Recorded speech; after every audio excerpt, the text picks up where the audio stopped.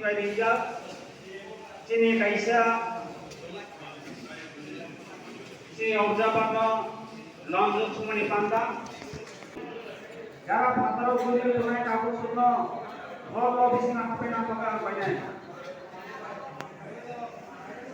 আমি অনুরোধ করব আজ কিছুক্ষণের মধ্যে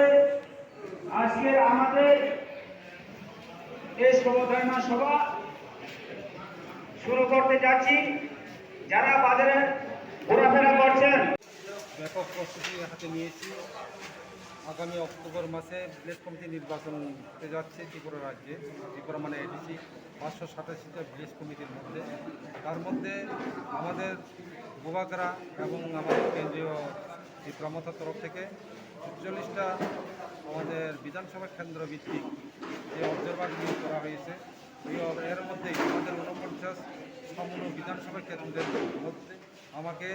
আমি রতীশ ত্রিপুরা এবং আমাদের বিসঞ্জয় রিয়া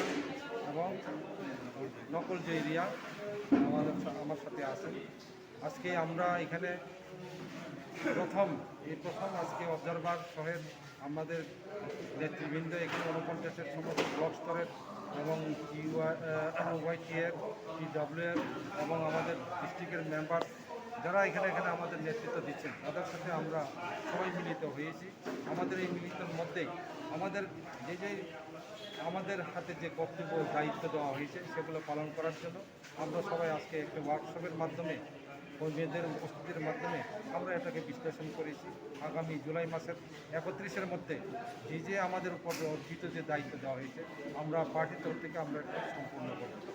এবং জুলাই মাসের পর থেকে 31 জুলাইয়ের পর থেকে আমরা ব্যাপকভাবে এখানে আন্দোলন কর্মসূচি হাতে নেব এবং রাজ্যের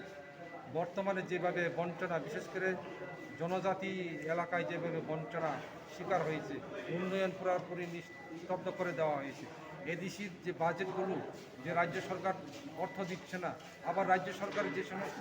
অর্থ ব্যয় করার কথা ছিল সেটাও সঠিকভাবে বাস্তবায়ন করছে না। এতে করে গ্রাম এলাকায়, পাহাড় এলাকাতে সাংঘাতিকভাবে বিশালভাবে পানীয় জলের সংকট, রাস্তার সংকট, বিভিন্ন উন্নয়নমূলক স্তব্ধ থাকার ফলে